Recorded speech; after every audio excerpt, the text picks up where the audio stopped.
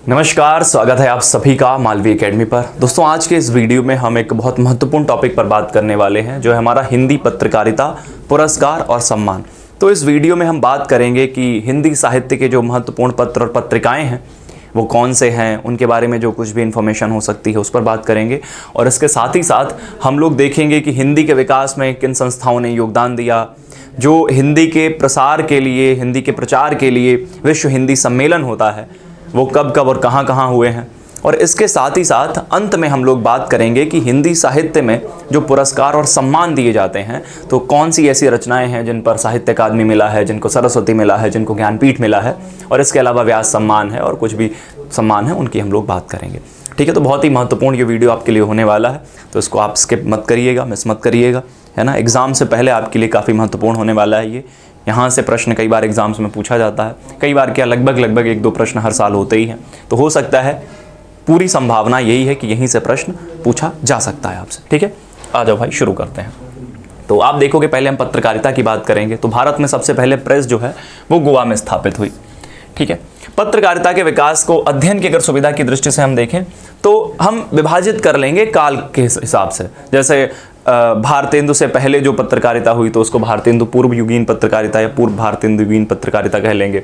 फिर भारतेंदु युग में, द्विवेदी युग में, छायावाद के बाद में, और समकालीन पत्रकारिता। तो ऐसा करके हम लोग इनको बांट लेंगे। तो सबसे पहले हम लोग बात करेंगे भारतेंदु पूर्व युगीन पत्रकारिता। ठीक है, यानी भारतेंदु युग से पहले जो है पत्रकारिता हुई है उसकी 1826 से 68 के बीच में। तो आप देखोगे हिंदी का पहला समाचार पत्र जो है, सीधे एग्जाम में पूछा जाता है, हिंदी का पहला समाचार पत्र कौन सा है? उदंत मार्तंड है। उदंत मार्तंड का संपादन पंडित जुगल किशोर जो हैं वो करते हैं, कहाँ से? कोलकाता से। ठीक है, तो ये हिंदी का पहला समाचार पत्र है, इसी को मानते हैं। इसका प्रकाशन आप देखोगे 30 मई 1826 को। ये एक साप्ताहिक पत्र था। साप्ताहिक पत्र का मतलब ये है कि हफ्ते में एक बार ये प्रकाशित होता था। 30 मई 1826 को इसका प्रकाशन हुआ। चूंकि ये हिंदी साहित्य का, पूरे हिंदी का पहला समाचार पत्र है, इसलिए प्रत्येक वर्ष 30 मई को हम लोग हिंदी पत्रकारिता दिवस मनाते हैं। तो यहां से भी प्रश्न बन सकता है। ठीक है, कब मनाते हैं? 30 मई 1826 को। कारण क्या है? हिंदी का पहला समाचार पत्र उदंत मार्तंड जो है वो प्रकाशित हुआ था। संपादक पंडित जुगल किशोर, ये कानपुर के निवासी थे, और इसका प्रकाशन जो है आप देखोगे कोलकाता से होता था, है ना, कलकत्ता से होता था। उदंत मार्तंड में खड़ी बोली का उल्लेख मध्य देशीय भाषा के नाम से हुआ। यहां से भी प्रश्न जो है फैक्चुअल बन सकता है। और 30 मई को उदंत मार्तंड के प्रकाशन दिन को आधार मानकर राष्ट्रीय हिंदी पत्रकारिता दिवस मनाया जाता है। ठीक है, उसके बाद एक पत्र है बंगदूत। इसके संपादक थे राजा राम मोहन राय। आप देखोगे 1829 में राजा राम मोहन राय ने बंगदूत पत्रिका का प्रकाशन किया। इसका प्रकाशन हिंदी के अलावा अंग्रेजी, फारसी और बांग्ला में भी होता था। यह भी साप्ताहिक पत्र था, मतलब हफ्ते में एक बार आता था और कलकत्ता से प्रकाशित होता था। अब है अगला बनारस अखबार। महत्वपूर्ण पत्र है। इसके संपादक राजा शिव प्रसाद सितारे हिंद थे। ये जो है काशी से, बनारस से प्रकाशित होता था। अब यहां से प्रश्न एक थोड़ा सा घुमाकर बनता है कि हिंदी भाषी क्षेत्र से प्रकाशित होने वाला हिंदी का पहला समाचार पत्र वो कौन सा होगा?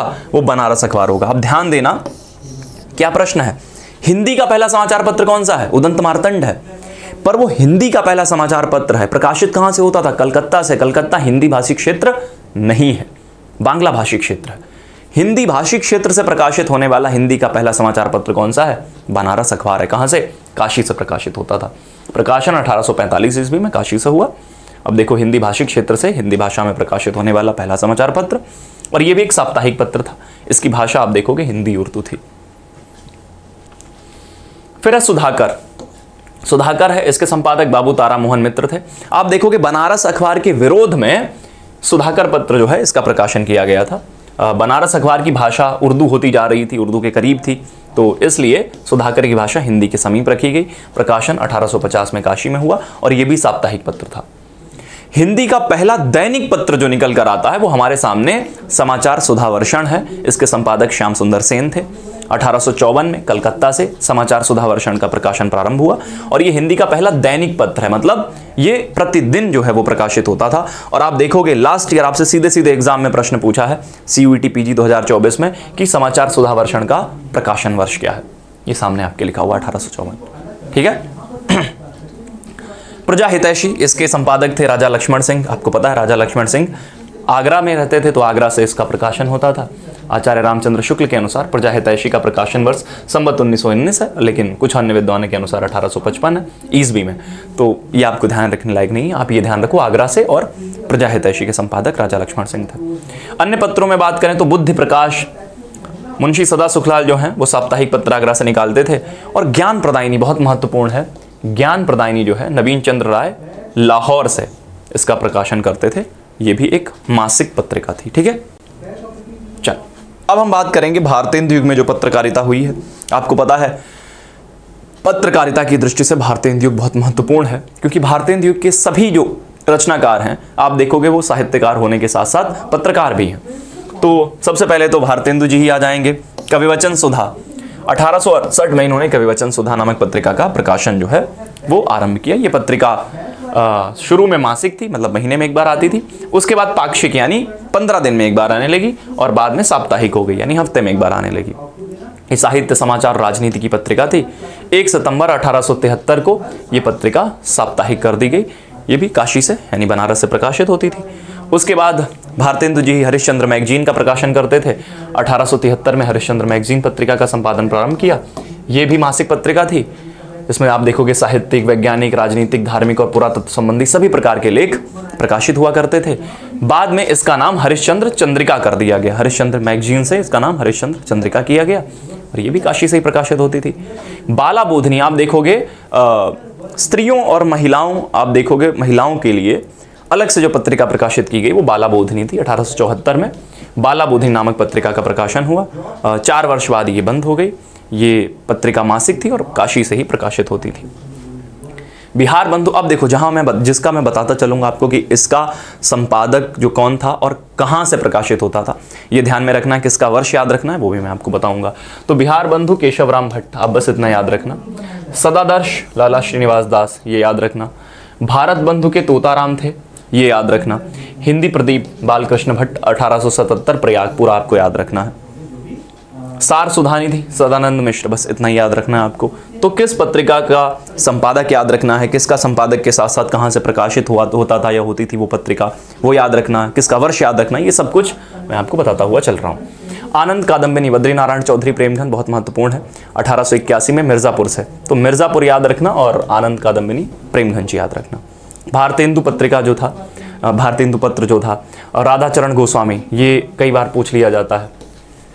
ब्राह्मण पत्रिका आपको पता है प्रताप नारायण मिश्र कानपुर से, तो कानपुर याद रखना है, आप इसका साल ना याद रखें चलेगा। हिंदुस्तान राजा रामपाल सिंह, अभी इसलिए महत्वपूर्ण है क्योंकि ये इंग्लैंड में प्रकाशित होता था। ठीक है, तो इंग्लैंड से ये प्रकाशित हुआ करता था। नागरी नीरद, ये भी प्रेमधन जी का है, ये भी मिर्जापुर से ही प्रकाशित हुआ करता था। नागरी प्रचारिणी पत्रिका आपको पता है बहुत महत्वपूर्ण है। 1893 में नागरी प्रचारिणी सभा की स्थापना बाबू श्याम सुंदर दास, राम नारायण मिश्र और शिव कुमार सिंह ने की। फिर नागरी प्रचारिणी पत्रिका का भी प्रकाशन हुआ। तो 1897 में काशी से नागरी प्रचारिणी पत्रिका का प्रकाशन प्रारंभ हुआ। श्याम सुंदर दास, पंडित सुधाकर द्विवेदी, कालिदास और राय कृष्णदास जो थे इसके संपादक मंडल में थे। आगे चलकर इसके प्रमुख संपादकों में आचार्य शुक्ल भी हैं। ठीक है, गुलेरी जी थे, गौरीशंकर हीराचंद ओझा भी थे। ये पत्रिका जो एक शोध पत्रिका है जिसके द्वारा बहुत सारे अज्ञात कवि, लेखक और बहुत सारे ग्रंथ हैं उनको खोजा गया। इसमें आप देखोगे समीक्षात्मक एवं गवेषणात्मक निबंधों के माध्यम से हिंदी साहित्य के विकास में सहायता मिली है। और 1899 में चिंतामणि घोष ने नागरी प्रचारिणी पत्रिका जो है नागरी प्रचारिणी सभा के सम्मुख ये प्रस्ताव प्रस्तुत किया कि एक सचित्र मासिक पत्रिका जो है उसका भी प्रकाशन होना चाहिए। तो आप देखोगे आगे चलकर 1 जनवरी 1900 से सरस्वती पत्रिका जो है वो प्रकाश में आती है और उसका प्रकाशन शुरू होता है। फिर द्विवेदी युगीन पत्रकारिता में आपको पता भैया 1900 में सरस्वती पत्रिका का प्रकाशन होता है और यहीं से द्विवेदी युग की शुरुआत होती है। तो इसके संपादक चिंतामणि घोष थे। इसका एक संपादक मंडल भी था जिसमें रत्नाकर, श्याम सुंदर दास, किशोरीलाल गोस्वामी, कार्तिक प्रसाद खत्री, राधा कृष्ण दास, ये सभी लोग थे। 1903 में आप देखोगे महावीर प्रसाद द्विवेदी जी इस पत्रिका के संपादक बनते हैं और 1920 तक फिर वो इसके संपादक रहते हैं। मासिक पत्रिका थी और काशी से प्रकाशित हुआ करती थी। सरस्वती पत्रिका को आचार्य शुक्ल ने द्वितीय उत्थान यानी अपने समय की सारी प्रवृत्तियों का आभास लेकर प्रकट होने वाली पत्रिका कहा था। प्रथम अंक इसका 1 जनवरी 1900 को निकला। इसका नामकरण जो है वो चिंतामणि घोष ने किया था। सरस्वती का जो है प्रकाशन इसका इंडियन प्रेस इलाहाबाद से और संपादन कार्य काशी से होता था। तो आप देखोगे इसका प्रकाशन इंडियन प्रेस इलाहाबाद से, और संपादन कार्य जो है वो काशी में हुआ करता था। इसको 20वीं शती के आरंभिक चरण का विश्वकोश भी कहा गया है। महावीर प्रसाद द्विवेदी के संपादन काल में सरस्वती पत्रिकाओं में छायावादी प्रवृत्तियों का आप देखोगे समावेश पूर्णतः वर्जित था। पद्मलाल पुन्नालाल बख्शी के समय से इसमें छायावादी प्रवृत्तियों की झलक भी मिलने लगी। छत्तीसगढ़ मित्र माधवराव सप्रे इसके संपादक थे, और आप देखोगे इनकी एक कहानी है, एक टोकरी भर मिट्टी, जिसको हिंदी की पहली कहानी कुछ आलोचक मानते हैं, वो इसी छत्तीसगढ़ मित्र में प्रकाशित हुई थी। ठीक है, 1901 के अंक में। समालोचक गुलेरी जी, बस आपको इतना याद रखना है, गुलेरी जी। ठीक है। इंदु अंबिका प्रसाद गुप्त काफ़ी महत्वपूर्ण है, ये याद रखना। आप देखोगे इस पर प्रसाद जी का काफ़ी प्रभाव देखने को मिलेगा इस पत्र में। बाद में प्रसाद जी इसका संपादन भी करते हैं, और ये सरस्वती पत्रिका के विरोधी पत्रिका के रूप में इसको देखा जाता था उस समय। मर्यादा कृष्णकांत मालवीय, बस इतना याद रखना आपको, प्रयाग से, है ना। ये अपने समय की बहुत महत्वपूर्ण राजनीतिक पत्रिका थी। स्वतंत्रता आंदोलन को आगे बढ़ाने पर भी इसने काफ़ी जोर दिया। प्रभा कालूराम पांडे। इसके अलावा आप देखोगे बालकृष्ण शर्मा नवीन, तो आपको कवि ये भी देखने को मिल जाएंगे, ये महत्वपूर्ण थे। चांद पत्रिका लाहौर से प्रकाशित हुई थी। लाला चरणदास ने चांद पत्रिका का प्रकाशन प्रारंभ किया था। प्रेमचंद की जो बड़े घर की बेटी है, ये आप देखोगे इसी पत्रिका में प्रकाशित हुई थी।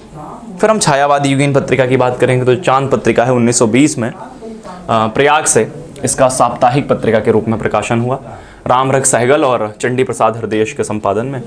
और फिर आप देखोगे आगे चलकर महादेवी वर्मा जो है इस चांद पत्रिका की संपादक बनती हैं। माधुरी पत्रिका जो है लखनऊ से दुलारे लाल भार्गव इसका प्रकाशन करते थे, ये भी काफ़ी महत्वपूर्ण पत्रिका थी। और आप देखोगे कृष्ण बिहारी मिश्र, रूप नारायण पांडे भी इसके संपादक थे। आगे चलकर प्रेमचंद और शिवपूजन सहाय भी इसके संपादक रहे। मतवाला पत्रिका काफ़ी महत्वपूर्ण है, क्योंकि मतवाला पत्रिका ध्येय जो है वो निराला ने लिखा था। निराला जी ने क्या लिखा था कि अमीय गरल शशि सीकर रविकर राग विराग भरा प्याला, पीते हैं जो साधक उनका प्यारा है यह मतवाला। ठीक है। और मतवाला के दूसरे पृष्ठ पर निम्न पंक्तियां रहती थी, क्या रहती थी? खींचो न कमानों को न तलवार निकालो, और जब तोप मुकाबिल हो तो अखबार निकालो। तो यहाँ से प्रश्न बन सकता है कि भैया निराला ने किसका ध्येय वाक्य लिखा था, या मतवाला का ध्येय वाक्य किसने लिखा था? ये जो पंक्तियाँ हैं किस पत्र में थीं, ये पंक्तियाँ हैं किस पत्र में थीं? ठीक है, तो ये काफ़ी महत्वपूर्ण है। इसके बाद अगर देखें हिंदू पंच पत्रिका ईश्वरी दत्त शर्मा, तो इसकी जो पंक्तियां हैं ये महत्वपूर्ण है, ध्यान रखना। लज्जा रखने को हिंदू भी हिंदू नाम बचाने को, आया हिंदू पंच हिंद में हिंदू जाति जगाने को। तो आप इसको थोड़ा सा ध्यान में रखेंगे। ठीक है। विशाल भारत आपको पता है बनारसी दास चतुर्वेदी, और बनारसी दास चतुर्वेदी ने ही उग्र के साहित्य को घासलेटी साहित्य कहा था। कुछ समय के लिए अज्ञे भी इसके संपादक बने थे।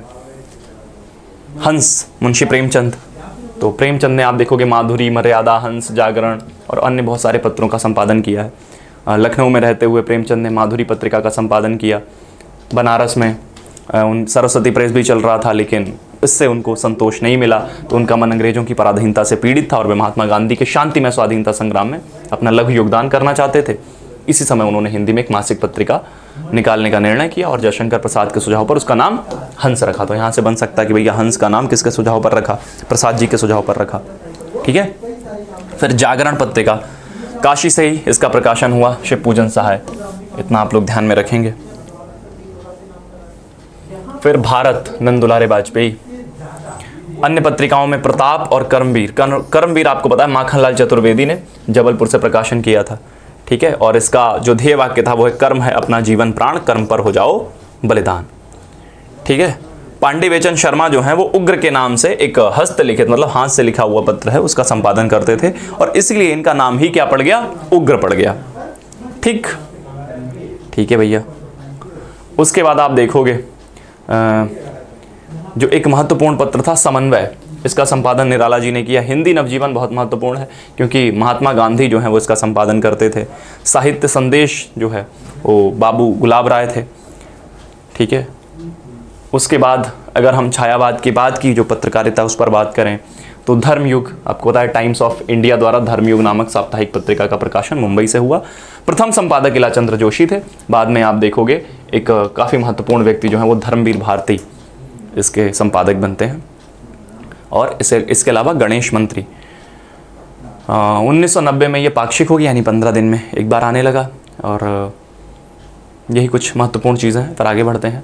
साप्ताहिक हिंदुस्तान, तो दिल्ली से साप्ताहिक हिंदुस्तान का जो है वो प्रथम अंक प्रकाशित हुआ। पहले संपादक मुकुट बिहारी वर्मा थे। आलोचना, ये काफ़ी महत्वपूर्ण है क्योंकि इसके संस्थापक शिवदान सिंह चौहान हैं। शिवदान सिंह चौहान आप देखोगे आलोचना पत्रिका का संपादन करते थे और काफ़ी महत्वपूर्ण व्यक्ति हैं। तो इनके साथ साथ धर्मवीर भारती, रघुवंश, विजयदेव नारायण शाही, ब्रजेश्वर वर्मा, नंदुलाल वाजपेयी जो हैं वो इसके संपादक मंडल में रहे थे। फिर अप्रैल जून 1967 में राजकमल प्रकाशन के द्वारा आलोचना का पुनः प्रकाशन प्रारंभ हुआ, जिसके संपादक नामवर सिंह थे। अन्य पत्रिकाओं में साहित्य संदेश की हम लोग बात कर चुके हैं, गुलाब राय। उसके अलावा रूपाभ, ये काफ़ी महत्वपूर्ण है। इस रूपाभ का संपादन सुमित्रानंद पंत जी करते थे। और विचार नामक एक साप्ताहिक पत्र था, वो भगवती चरण वर्मा इसका प्रकाशन करते थे। प्रतीक एक पत्रिका थी, ठीक है, बाद में नया प्रतीक नाम हुआ इसका। तो अज्ञेय जो हैं वो इसका प्रकाशन संभालते थे, काफ़ी महत्वपूर्ण है। इसके अलावा प्रतीक के अलावा एक और पत्र था दिनमान। दिनमान का संपादन भी अज्ञेय किया करते थे, तो इसको भी आप लोग ध्यान में रखेंगे, काफ़ी महत्वपूर्ण है। नए पत्ते पत्रिका लक्ष्मीकांत वर्मा और रामस्वरूप चतुर्वेदी 1953 में इलाहाबाद से करते थे। नई कविता आपको पता है 1954 में इलाहाबाद से जगदीश गुप्त ने इसका संपादन शुरू किया था। निकष पत्रिका इलाहाबाद से धर्मवीर भारती किया करते थे। समालोचक पत्रिका आगरा से रामविलास शर्मा। समकालीन पत्रिका में अगर हम देखें तो सारिका पत्रिका काफ़ी महत्वपूर्ण है। 1960 में दिल्ली से प्रकाशित हुई। मोहन राकेश, कमलेश्वर जो हैं काफ़ी महत्वपूर्ण इसका संपादक हुआ करते थे। फिर नटरंग पत्रिका डॉक्टर नेमिचंद्र जैन ने दिल्ली से इसका प्रकाशन किया। दिनमान पत्रिका हम बात कर चुके हैं, अज्ञेय, रघुवीर सहाय, ये कुछ महत्वपूर्ण लोग थे जो इसके संपादक मंडल में रहे थे। समीक्षा मत पत्रिका जो है पटना से प्रकाशित होती थी, देवेंद्र नाथ शर्मा और गोपाल राय करते थे। कथा पत्रिका इलाहाबाद से त्रैमासिक पत्रिका थी और मार्कंडेय इसका संपादन किया करते थे। पूर्व ग्रह पत्रिका भोपाल से अशोक वाजपेयी आपको पता है काफ़ी महत्वपूर्ण व्यक्ति हैं। हंस जो पत्र था जिसका संपादन मुंशी प्रेमचंद ने शुरू किया था, इसका पुनर्प्रकाशन हुआ और जब पुनर्प्रकाशन हुआ तो इसका संपादक राजेंद्र यादव बने दिल्ली से। कथा देश पत्रिका हरिनारायण, ये भी दिल्ली से। तद्भव पत्रिका अखिलेश थे लखनऊ से। और नया ज्ञानोदय 2003 में नई दिल्ली से रविंद्र कालिया, लीलाधर मंडलोई और मधुसूदन आनंद। तो रविंद्र कालिया और लीलाधर मंडलोई जो है ये महत्वपूर्ण नाम है। दलित विमर्श पर अगर केंद्रित पत्रिका की बात करें तो आप देखेंगे कि 1 जनवरी 1899 से मराठी भाषा में एक पत्रिका निकली थी, दीनबंधु, ठीक है, इसका संपादक ज्योतिबा फूले ने किया था। तो ये मराठी भाषा में थी। वैसे हिंदी का प्रथम पत्र, दलित पत्र जो है वो इसको माना जाता है। और हिंदी में अगर हम देखें तो एक जनता पत्र था बाबा साहब भीमराव अम्बेडकर का, तो वहाँ से जो है वो दलित विमर्श की जो पत्रकारिता है वो शुरू होती है। प्रबुद्ध भारत नाम से बाद में ये प्रकाशित होने लगा। अगर इनके पत्रों की बात करें अम्बेडकर जी के, तो मूक नायक, बहिष्कृत, समता, जनता, ये कुछ महत्वपूर्ण पत्र हैं। इसके अलावा दलित मित्र बिहार से रघुनंदन प्रसाद इसका संपादन किया करते थे। प्रज्ञा साहित्य फर्रुखाबाद से ओम प्रकाश वाल्मीकि, काफ़ी महत्वपूर्ण दलित साहित्य में ये इनका नाम है। पश्चिंती दिल्ली से जयप्रकाश करदम किया करते थे, ये भी काफ़ी महत्वपूर्ण व्यक्ति हैं। तो ये कुछ हमारी पत्रकारिता थी जिस पर हमने बात की। एक और पत्र था बयान, दिल्ली से मोहनदास नैमिष राय किया करते थे। और नागफनी दिल्ली से रूपनारायण सोनकर किया करते थे। अब हम बात करेंगे विश्व हिंदी सम्मेलन की। तो हिंदी साहित्य के प्रचार प्रसार के लिए विश्व हिंदी सम्मेलन जो है वो मनाया जाता है। विश्व हिंदी सम्मेलन हिंदी भाषा का सबसे बड़ा अंतर्राष्ट्रीय सम्मेलन है जिसमें विश्व भर से हिंदी विद्वान, साहित्यकार, पत्रकार और हिंदी प्रेमी एकत्रित होते हैं। 1973 में राष्ट्रभाषा प्रचार समिति जो वर्धा में है उसकी कार्यकारिणी ने विश्व हिंदी सम्मेलन आयोजित करने का प्रस्ताव पारित किया और 1975 से इसका आयोजन आरंभ हुआ। आप देखोगे 1975 में इसका प्रथम विश्व हिंदी सम्मेलन नागपुर, महाराष्ट्र, भारत में जो है वहाँ पर हुआ था। प्रथम विश्व हिंदी सम्मेलन से संबंधित अगर कुछ महत्वपूर्ण बिंदु हैं उनकी हम बात करें तो पहले विश्व हिंदी सम्मेलन का बोधवाक्य जो था वो था वसुधैव कुटुंबकम, ठीक है। यहाँ से कई बार प्रश्न पूछा गया है। अयम निजः परोवेति गणना लघुचेतसाम उदारचरितानाम तो वसुधैव कुटुंबकम, महोपनिषद से ये श्लोक लिया गया है। तो वसुधैव कुटुंबकम जो है ये बोधवाक्य था पहले विश्व हिंदी सम्मेलन का। पहले विश्व हिंदी सम्मेलन में 30 देशों के कुल 122 प्रतिनिधियों ने भाग लिया था और इस सम्मेलन में पारित किए गए कुछ मंतव्य ये थे कि जो यूएनओ है, संयुक्त राष्ट्र संघ है, वहाँ पर हिंदी को आधिकारिक भाषा के रूप में स्थान दिया जाए। वर्धा में एक विश्व हिंदी विद्यापीठ की स्थापना हो। तो आप देखोगे इस समय वर्धा में महात्मा गांधी अंतर्राष्ट्रीय हिंदी विश्वविद्यालय वर्धा जो है वो कार्यरत है। विश्व हिंदी सम्मेलन को स्थायित्व प्रदान करने के लिए अत्यंत विचारपूर्वक एक योजना बनाई जाए। प्रथम विश्व हिंदी सम्मेलन के अध्यक्ष शिवसागर राम गुलाम, एक मॉरिशस के हैं। इन्होंने आप देखोगे विश्व हिंदी सचिवालय की स्थापना का भी प्रस्ताव प्रस्तुत किया था। 12 नवंबर 2002 को मॉरिशस की संसद ने एक अधिनियम पारित करके विश्व हिंदी सचिवालय की स्थापना की। 2009 से विश्व हिंदी सचिवालय द्वारा प्रतिवर्ष विश्व हिंदी पत्रिका और विश्व हिंदी समाचार का नियमित प्रकाशन विशेषांक के रूप में होता है। अब हम जरा विश्व हिंदी सम्मेलन की बात करेंगे। तो आपको पता है अभी तक 12 विश्व हिंदी सम्मेलन हुए हैं। सबसे पहला 1975 में नागपुर में हुआ था, दूसरा हुआ था 1976 में मॉरिशस की राजधानी पोर्ट लुइस में, तीसरा 83 में नई दिल्ली में, फिर चौथा 93 में पोर्ट लुइस मॉरिशस की राजधानी, पांचवा 1996 में port of Spain. Port of Spain आप देखोगे त्रिनिदाद एंड टोबैगो की राजधानी है और जो कैरेबियन आइलैंड है वहाँ पर आप इसको कंट्री को देख सकते हो। छठा जो हुआ था वो 1999 में लंदन में हुआ था। सातवां 2003 में पैरामरीबो जो है वो सूरीनाम की राजधानी है, वहाँ पर हुआ था। आठवां 2007 में न्यूयॉर्क में, जो नौवां है 2012 में जोहान्सबर्ग, ये साउथ अफ्रीका में, 10वां 2015 में भोपाल में, फिर सेकेंड लास्ट जो है यानी 11वां 2018 में मॉरिशस की राजधानी पोर्ट लुइस में, और फिर वैसे तो 3 साल पे ये जनरली होता था, तो 21 में होने वाला था पर कोविड की वजह से हो नहीं पाया, तो 12वां यानी जो लास्ट है वो अभी 2023 में, फरवरी 2023 में नाडी एक जगह है फिजी में, वहाँ हुआ था। तो ये हमारा पूरा विश्व हिंदी सम्मेलन है। अब हम देखते हैं हिंदी और उसके विकास में योगदान देने वाली कुछ महत्वपूर्ण संस्थाएं। तो फोर्ट विलियम कॉलेज आपको पता है इसकी स्थापना 1800 में कलकत्ता में हुई थी। संस्थापक मार्कस वेलेजली थे और इसके जो प्राध्यापक थे हिंदी विभाग में, जो उसके अध्यक्ष थे वो जॉन गिलक्राइस्ट थे। ठीक है। कविता वर्धनी सभा काशी में भारतेंदु हरिश्चंद्र ने स्थापित की थी। तदीय समाज भी भारतेंदु हरिश्चंद्र ने। नागरी प्रचारणी सभा आपको पता ही है 1893 में बाबू श्याम सुंदर दास, पंडित राम नारायण मिश्र और शिव कुमार सिंह। सरस्वती पत्रिका काफ़ी महत्वपूर्ण है, चिंतामणि घोष। भारतेंदु नाटक मंडली काशी में। दक्षिण भारत हिंदी भाषा जो है उसकी प्रचार सभा बनी थी मद्रास चेन्नई में, महात्मा गांधी इसके संस्थापक थे। नागरी लिपि सुधार समिति, ये प्रश्न जो है वो 2022 के एग्जाम में शायद पूछा गया था, काका कालेलकर इसके अध्यक्ष थे कि नागरी लिपि सुधार समिति जो इसके अध्यक्ष कौन थे। फिर प्रगतिशील लेखक संघ 1936 आपको पता है लखनऊ में, और अध्यक्ष पहले कौन थे, मुंशी प्रेमचंद थे। राष्ट्रभाषा प्रचार समिति वर्धा महाराष्ट्र 1936 में महात्मा गांधी इसके संस्थापक थे। इप्टा जो था Indian people's theatre association, IPTA 1943। Parimal एक प्रयाग में संस्था स्थापित की गई थी नए लेखकों की 1944 में। अब देवनागरी लिपि सुधार समिति, अब ध्यान देना यहाँ पर आप ध्यान दोगे तो नागरी लिपि सुधार समिति काका कालेलकर थे। देवनागरी लिपि सुधार समिति उत्तर प्रदेश सरकार द्वारा निर्मित हुई थी 1947 में। बिहार राष्ट्रभाषा परिषद पटना 1950 और संगीत नाटक अकादमी नई दिल्ली 1952, ये भारत सरकार के अधीन है। साहित्य अकादमी 1954 नई दिल्ली, आप देखोगे साहित्य अकादमी पुरस्कार भी दिया जाता है, ये भी भारत सरकार के अधीन है। राजभाषा आयोग जो है इसके पहले अध्यक्ष बाल गंगाधर खेर थे, बीजी खेर 1955 में। एनएसडी जो है नेशनल स्कूल ऑफ ड्रामा, राष्ट्रीय नाट्य विद्यालय 1959। केंद्रीय हिंदी निदेशालय नई दिल्ली 1960। केंद्रीय हिंदी समिति 1960।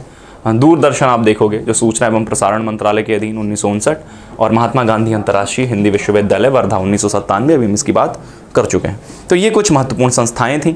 तो अभी तक हमने जो बात की है वो की है हिंदी में सबसे पहले जो पत्रकारिता है उसकी, फिर विश्व हिंदी सम्मेलन की, उसके अलावा हिंदी में जो महत्वपूर्ण संस्थाएं हैं बहुत, उनकी हमने बात की। अब हम बात करेंगे हिंदी में पुरस्कार एवं सम्मान की। तो आप देखोगे सबसे पहले तो ज्ञानपीठ पुरस्कार दिया जाता है भारतीय ज्ञानपीठ न्यास द्वारा। इसमें 11 लाख रुपए, प्रशस्ति पत्र और वाग्देवी की कांस्य प्रतिमा, वाग्देवी मतलब सरस्वती।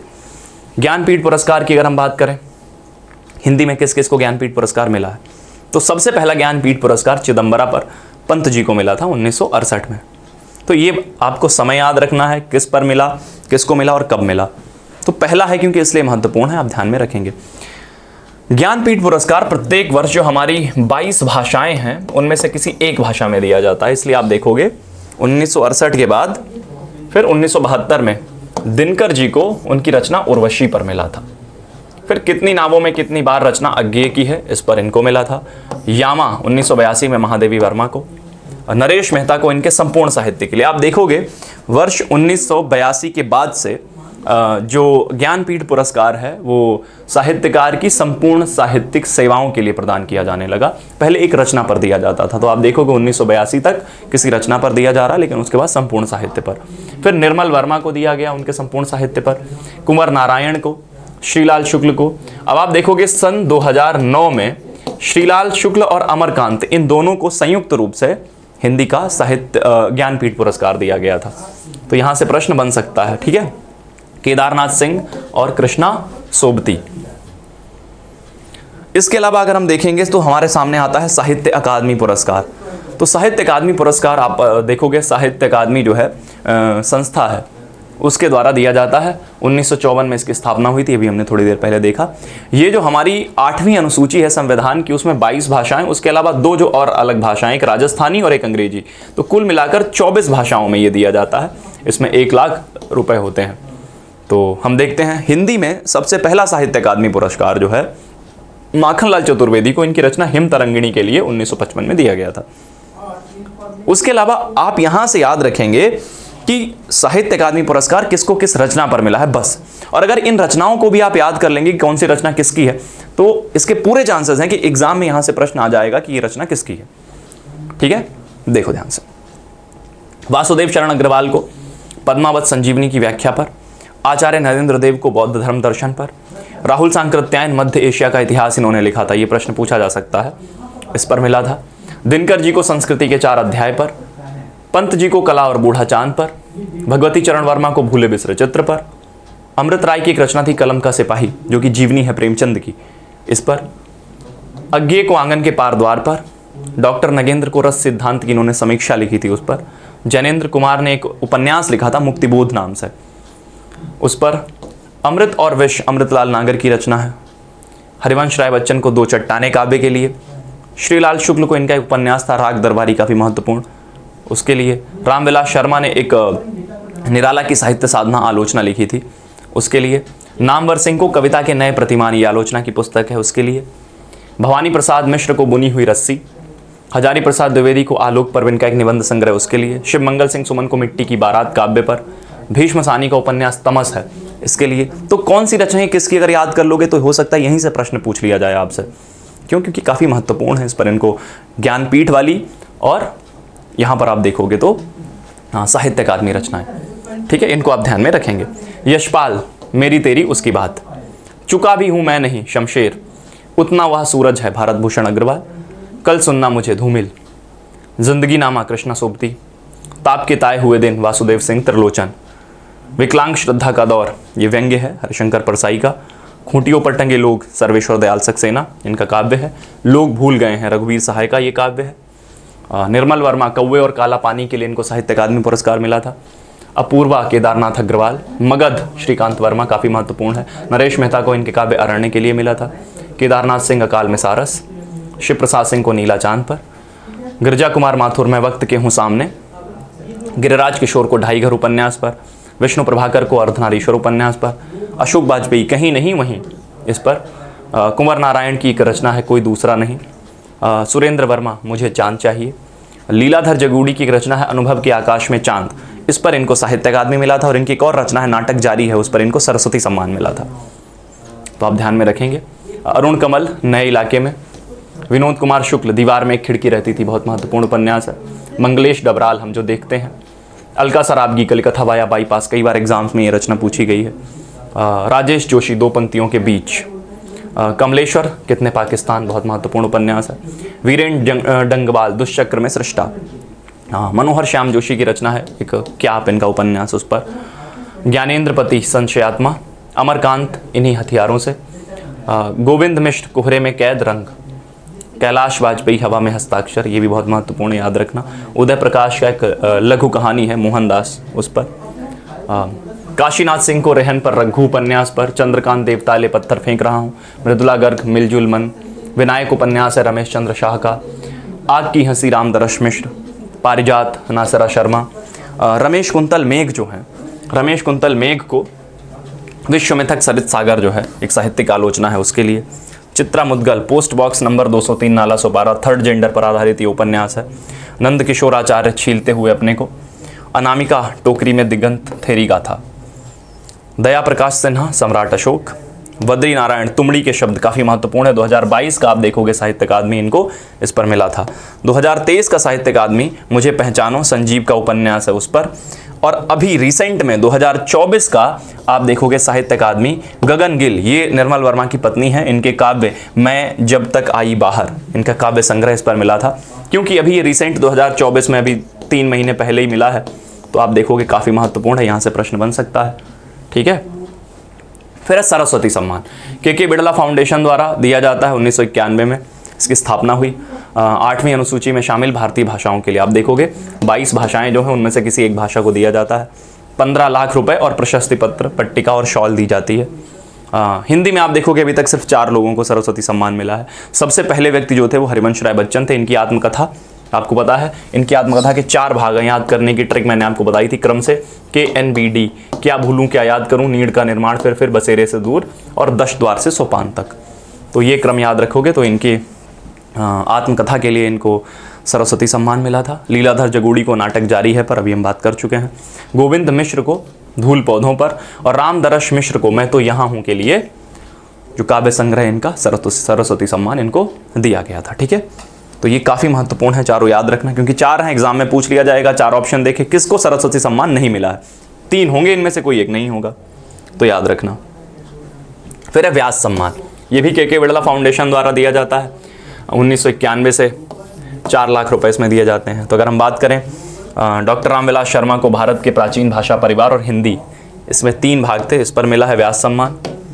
शिव प्रसाद सिंह को इनके उपन्यास नीला चांद के लिए, और आप देखोगे इसी पर इनको साहित्य अकादमी पुरस्कार भी मिला है। गिरिजा कुमार माथुर, मैं वक्त के हूँ सामने, काव्य संग्रह है ना, इस पर व्यास सम्मान भी मिला। अभी हमने थोड़ी देर पहले देखा था, इस पर साहित्य अकादमी भी मिला है। धर्मवीर भारती, सपना अभी भी, इस काव्य संग्रह के लिए। कुंवर नारायण को कोई दूसरा नहीं, इस काव्य संग्रह के लिए। रामस्वरूप चतुर्वेदी को हम देखेंगे तो इनका हिंदी साहित्य और संवेदना का विकास 86 है। ठीक है, 86 में। हाँ, केदारनाथ सिंह 1997 में उत्तर कबीर और अन्य कविताएं के लिए। गोविंद मिश्र 5 आंगनों वाला घर। ठीक है। देखो 96 में इनको पुरस्कार दिया गया था, इसका आप देखोगे प्रकाशन 1986 है। गिरिराज किशोर, पहला गिरमिटिया, बहुत महत्वपूर्ण उपन्यास, और श्रीलाल शुक्ल का विश्रामपुर का संत। रमेश चंद्र शाह ने लिखा था आलोचना का पक्ष इस पर। कैलाश वाजपेयी, पृथ्वी का कृष्ण पक्ष। चित्रा मुदगल का उपन्यास है आवा, बहुत सारे एग्जाम्स में पूछा जाता है, तो इसलिए मैं कह रहा था साहित्य अकादमी, ज्ञानपीठ, व्यास सम्मान, सरस्वती सम्मान, अगर इन रचनाओं को आप याद कर लोगे किसकी हैं, कौन सी रचना, यहीं से प्रश्न आपसे पूछा जा सकता है, यहीं से बन जाएगा। ठीक है, ठीक है भाई, आगे बढ़ते हैं। मृदुला गर्ग, कठगुलाब इनका उपन्यास है। चंद्रकांता, कथा सतीसर। डॉक्टर परमानंद श्रीवास्तव, कविता का अर्थात। मन्नू भंडारी, एक कहानी याबी, आप देखोगे एक कहानी याबी मन्नू भंडारी की आत्मकथा है। अमरकांत को इन्हीं हथियारों से के लिए। विश्वनाथ प्रसाद तिवारी को फिर भी कुछ रह जाएगा, इस काव्य संग्रह के लिए। रामदरश मिश्र को आम के पत्ते के लिए। नरेंद्र कोहली काफ़ी महत्वपूर्ण साहित्यकार हैं, न भूतो न भविष्यति। विश्वनाथ त्रिपाठी ने आचार्य हजारी प्रसाद द्विवेदी के ऊपर एक आलोचना लिखी थी व्योमकेश दरवेश के नाम से, तो उस पर इनको व्यास सम्मान मिला था। कमल किशोर गोयनका को प्रेमचंद की कहानियों का कालक्रमानुसार अध्ययन, इस पर। सुनीता जैन को क्षमा काव्य संग्रह पर। सुरेंद्र वर्मा, काटना शमी का वृक्ष, पंखुरी की धार से, इस पर। ममता कालिया को दुखम सुखम पर। लीलाधर जगूड़ी को जितने लोग उतने प्रेम पर, आप देखोगे व्यास सम्मान। देखो इनको व्यास सम्मान भी मिला, सरस्वती सम्मान भी मिला, साहित्य अकादमी भी मिला। नासिरा शर्मा, कागज की नाव। शरद पगारे, पाटलिपुत्र की साम्राज्ञी। असगर वजाहत, महाबली नाटक पर। ज्ञान चतुर्वेदी को 2022 में पागलखाना उपन्यास पर व्यास सम्मान मिला। 2023 में यादें और याद संस्मरण पर पुष्पा भारती को मिला। और 2024 में फिर से बहुत महत्वपूर्ण है, याद रखना, डॉक्टर सूर्यबाला को कौन देश को वासी वेणु की डायरी, इस उपन्यास के लिए दिया गया है। तो 2024 में आप देखोगे साहित्य अकादमी पुरस्कार और व्यास सम्मान दोनों दिए गए हैं। साहित्य अकादमी गगन गिल को मिला है और व्यास सम्मान जो है वो डॉक्टर सूर्यबाला को मिला है। तो क्योंकि अभी रिसेंट में मिला है तो यहाँ से प्रश्न बनेगा, आपसे पूछा जा सकता है, इसको आप ध्यान में रखेंगे। ठीक है, तो थैंक यू। ये था हमारा ये सेशन, बहुत महत्वपूर्ण, तो इसको आप लोग अच्छे से ध्यान में रखकर जाएंगे। अगर इनकी रचनाओं को याद रखेंगे तो यहाँ से आप देखोगे बहुत मदद हो जाएगी आपकी, सीधे सीधे प्रश्न यहीं से पूछ लिया जाता है। ठीक है, तो मिलते हैं हम लोग, बहुत बहुत धन्यवाद, ऑल द बेस्ट।